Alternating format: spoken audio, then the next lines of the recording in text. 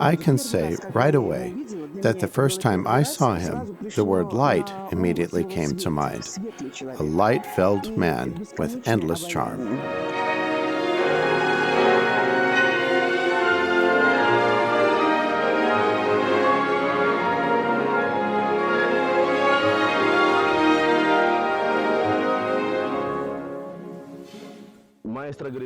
The maestro says, "May I show you?"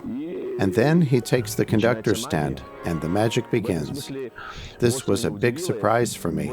There is so much we can learn from him.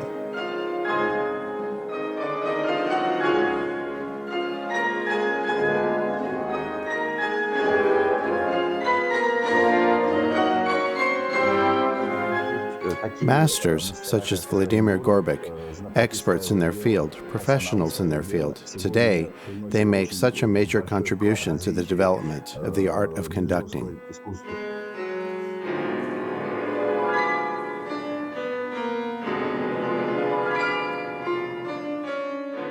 This is a wonderful person, a bright soul, and a respectable family man.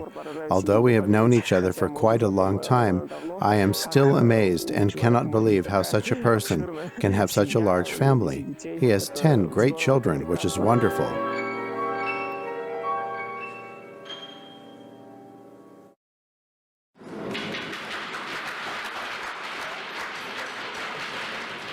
This is our student symphony orchestra. Its head is this teacher, Uzbek Mahmudov. From the moment he entered the orchestra hall, there was some kind of pleasant energy. In only seconds, one could feel that he made contact with the orchestra. Here is where he does his magic. You can immediately feel the difference between when a student stands at the podium and when Maestro Gorbik is front and center. The difference is palpable. The orchestra sounds good, they're playing all together, and the students are happy, but then the maestro says, "Can I show you?" Then he takes the conductor's stand and the magic begins. This experience was what surprised me. This is someone we really want to learn from.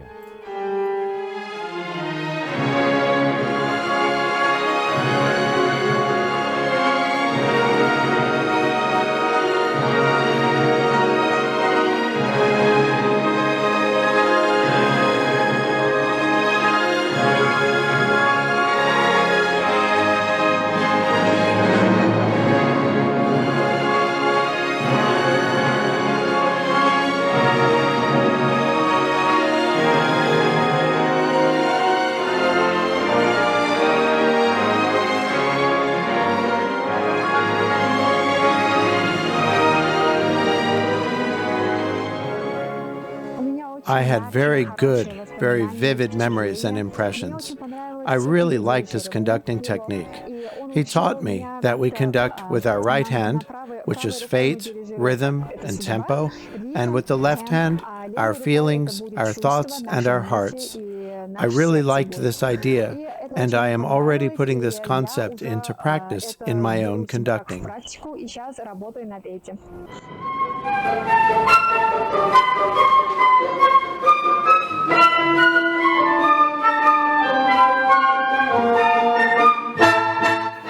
I have observed many different masterclasses. In most of them, the vast majority of students who are at the conductor's stand turn out to be a bit intimidated, under pressure by their own internal insecurity. In such situations, a teacher may speak obvious truths in a critical tone, which can negatively affect the student. But with Maestro Gorbik, on the contrary, really positive contact took place. And of course, they already had thought of and asked many questions and discussed many of the subtleties of conducting to gain more knowledge on the matter. I want to note that it was evident from their interaction with Maestro Gorbik that they had changed for the better. Now those who have sixteenths and basses will play 3, 4.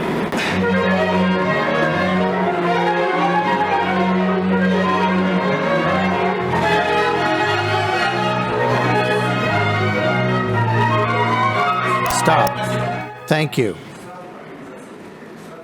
Now, A good ensemble is built right away. Do you understand? Now let's think about something. Does anybody know what makes this piece so complex? There is a lot of syncopation here. Please respond better to impulses, to the strong beats. If you imagine yourself internally conducting with us, then you will all play beautiful. Okay? Now let's go. And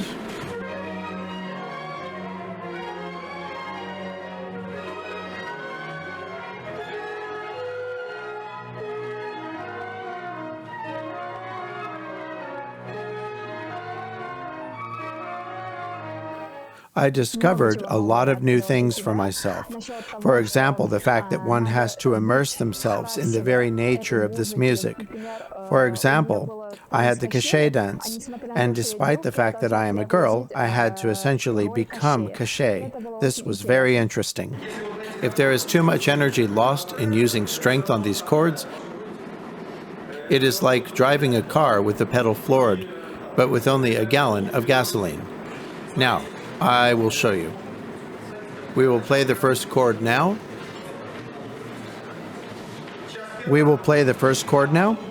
Watch what I do with my left hand.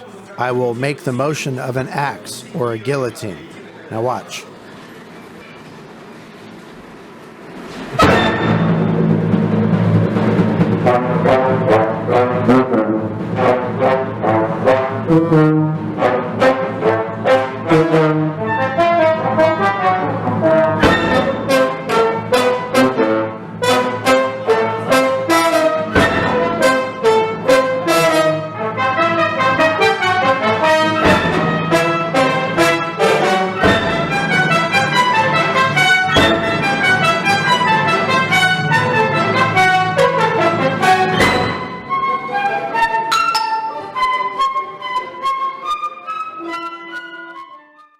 While Maestro Gorbik was working with the students on conducting technique, he made use of imagery and figurative thinking.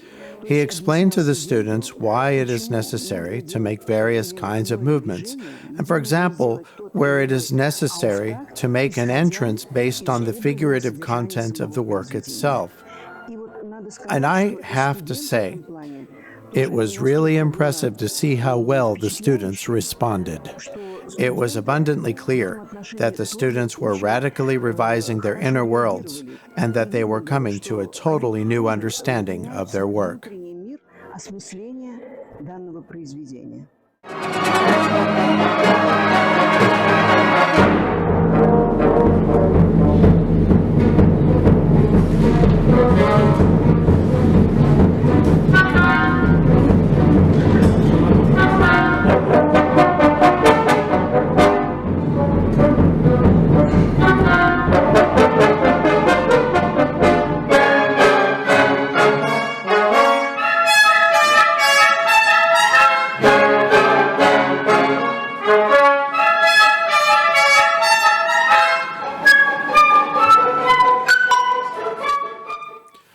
As we are well aware, all of Vladimir Gorbik's activities are inextricably linked with the process of education. He teaches at the Tchaikovsky Moscow State Conservatory, but he is also a practicing conductor and musician. His work as a conductor is not limited to Moscow and Russia. He also actively performs all over the world.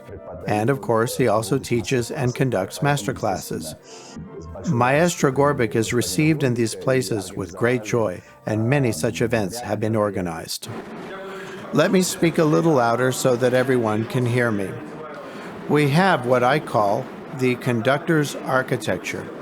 When we move our hand from top to bottom, we make a connection between heaven and earth. When we move our hand from left to right, we connect to earthly time, which moves horizontally. So, our movements connect these two realities. And in so doing, then with music, we connect ourselves to eternity. And eternity becomes connected to us here and now in earthly time. We had one particular moment when we were rehearsing Cachet's dance from Firebird. A student was conducting, and as he did so, the orchestra was playing, and everyone was together, and everything seemed fine. But then Vladimir Alexandrovich stopped the orchestra and began to speak using the language of images. And I could see that the orchestra began changing. Its sound became different, the attitude became different, and the very touch of the musicians became something new. I could feel it right there. And the difference in the sound? Well, as I said, he has it. He speaks in images, and he delivers it in such a way that even if you don't want to play it, you will simply have to play it.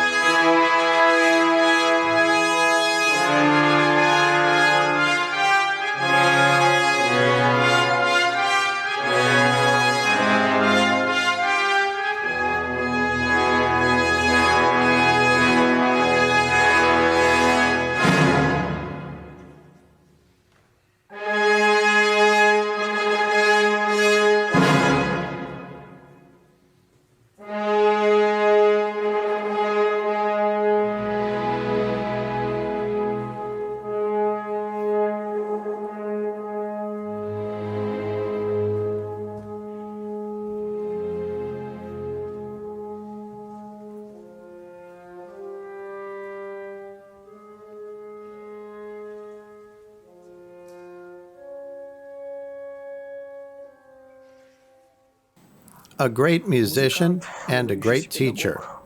This man became popular thanks to many projects, both in the field of concert activity and in the field of pedagogy, in countries such as the USA, Australia, Russia, European countries, and here in Central Asia.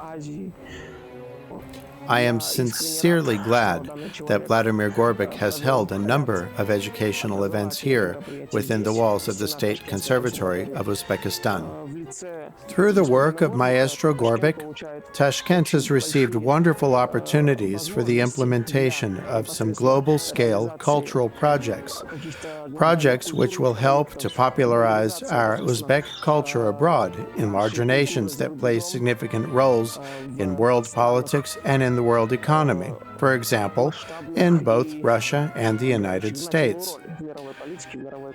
Having such an ambassador, so to say, who unites the practice in these countries here with us is a major step towards demonstrating and popularizing our own culture, our schools, our educational success, our own achievements, and of course, our own artistic creativity.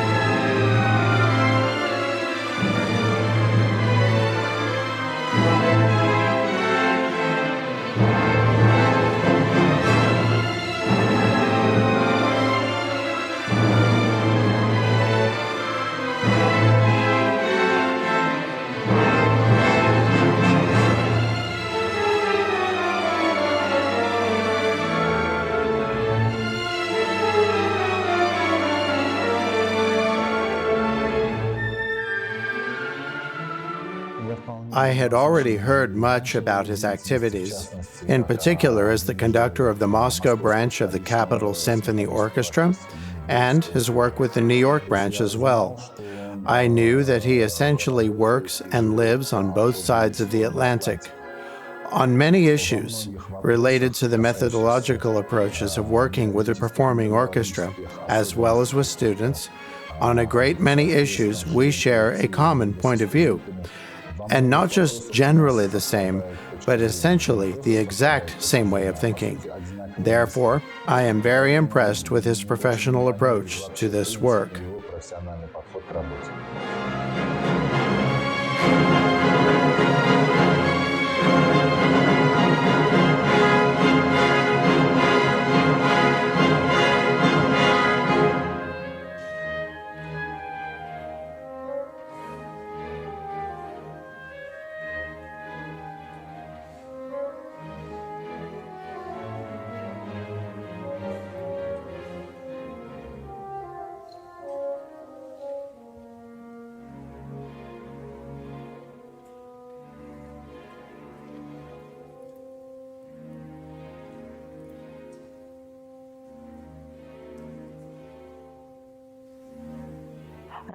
It seems to me that the ability to use analogy and imagery to teach conducting is one of the most important features in Vladimir Alexandrovich's work with his students and performing groups. We have seen this in his workshops. To become immersed in the composer's musical image, to be able to direct the musicians precisely to form their own personal understanding and perception of a given work. This is very important because then the performers begin to play at a deep personal level. This yields a deeply united understanding and tremendous levels of interpretive attention. This has a positive effect on the performance process. When this happens, we need no longer speak about the interpretation of only the conductor. We begin to be able to describe the interpretation of the entire ensemble. This unity helps manifest a level of freedom in any performance, which the maestro has often spoken about. In general, you sound very good. Well done. By the way, conductors should say this to the orchestra more often. I'm serious about this. You see, when you only criticize the orchestra all the time,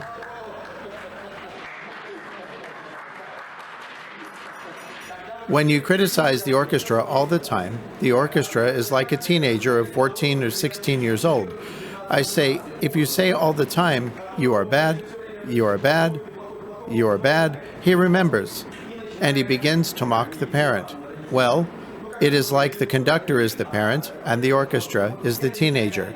This should never be forgotten. The more often you address musicians with respect, the more often you make comments in the correct form, and the more you will be loved.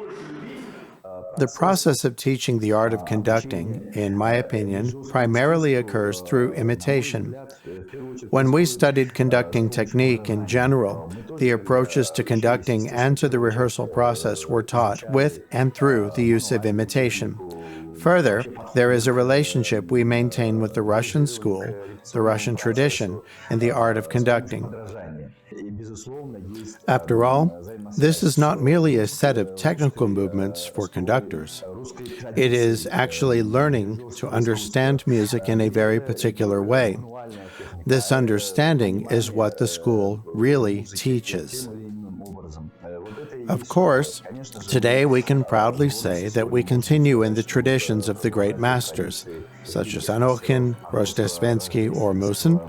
Indeed, there is a whole galaxy of outstanding masters in the conducting arts, and in the Russian School of Conducting in particular. And we are, of course, trying to maintain such continuity today.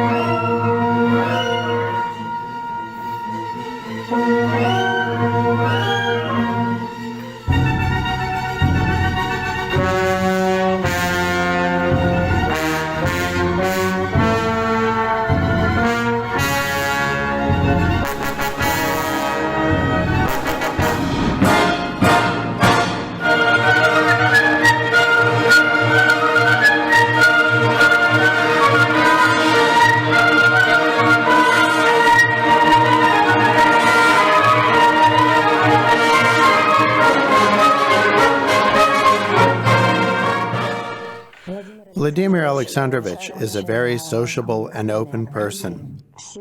Everyone immediately noted his ability to win people over from the first moment of getting acquainted with them. He is very well able to generate the students' interest, to captivate them with the process of his creative work. He very clearly defined and explained the goals and objectives that he set for the students, and they received the information he gave them with great interest and attentiveness.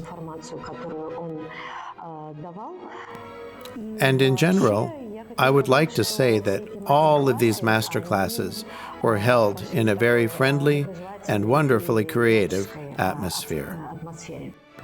Okay, let's take this part again, please. But before we start again, let me make one simple point. If you play here without hitting the notes exactly, then this whole victorious image falls apart. Here, we just need to play according to the notes that are written. Okay, let's do it again.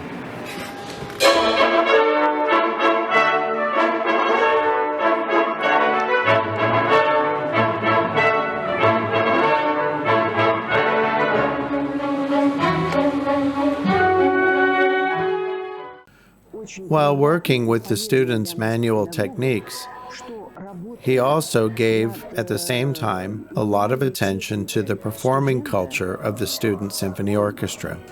He led a Q&A session with our students, answering their questions about how to perform specific conducting moves in order to best express various kinds of musical events. This was both useful and delightful for us as teachers to watch, and it was amazing to see how the orchestra instantly changed before our eyes.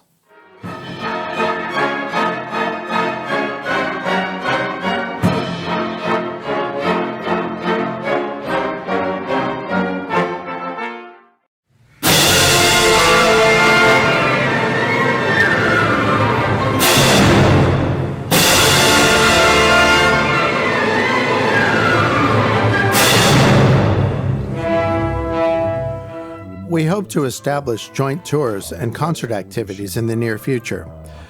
This is something we really believe in, and we want to make this idea happen. We naturally also want to continue our educational work. As you know, the Conservatory is an institute of higher education that forms professional symphony conductors, an elite profession to have. We really want the maestro to continue to work with us with his invaluable contributions to our work in the conducting arts.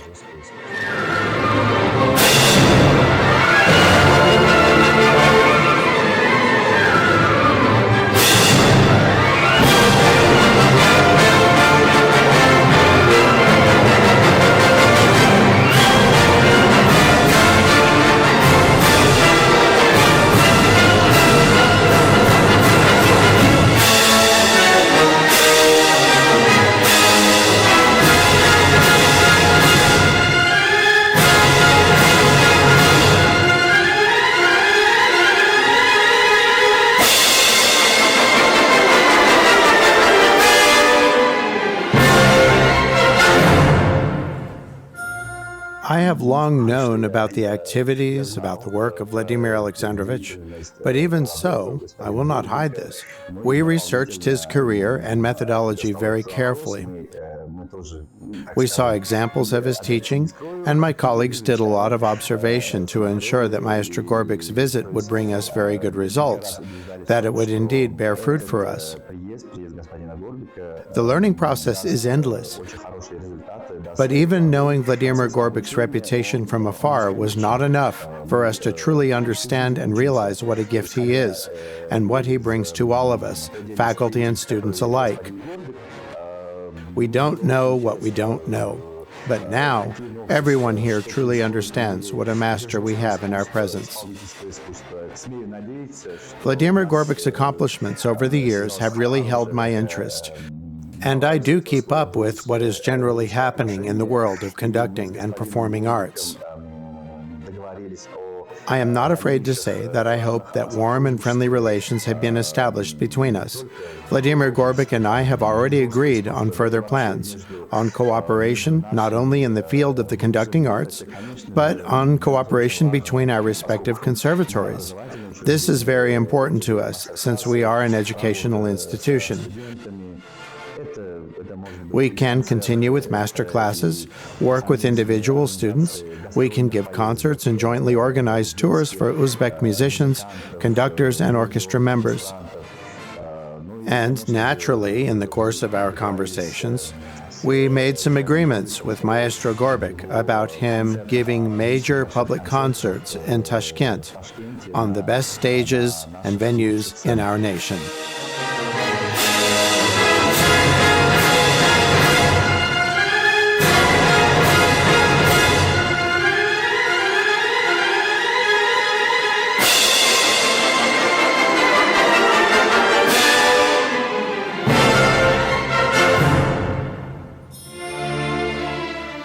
The bright charisma of the maestro, his warm, direct, and sincere attitude to absolutely everyone, to the students who were participants in the Masterclass, to the orchestral musicians who performed these works during the Masterclass, and, of course, to his fellow teachers and faculty from the State Conservatory of Uzbekistan.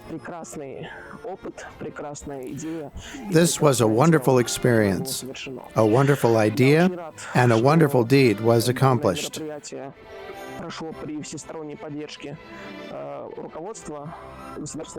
I am very glad that this event was held with the full support of the leadership of the State Conservatory of Uzbekistan.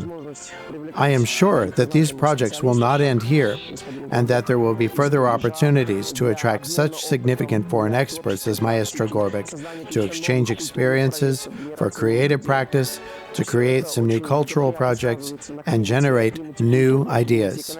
All of this has a very favorable effect on our cultural climate and our economic climate, because globalization as an idea is the desire of people to be together, to be without any visible distances or barriers, to exchange experiences, and together to create something new. This idea is magnificent, beautiful, and brilliant. I was very happy to directly support this project and the creation of this documentary film about Maestro Vladimir Gorbik, because the project itself requires special attention. By its very nature, it calls for close coverage that must show the relevance and necessity of this kind of work, and we must provide indisputable evidence of the presence of a flourishing cultural life in Tashkent and in Uzbekistan as a whole. This will create new prospects for further revival of our national culture. And in summary, this is a story, and a beautiful one at that. I hope that it remains in our hearts for a very long time.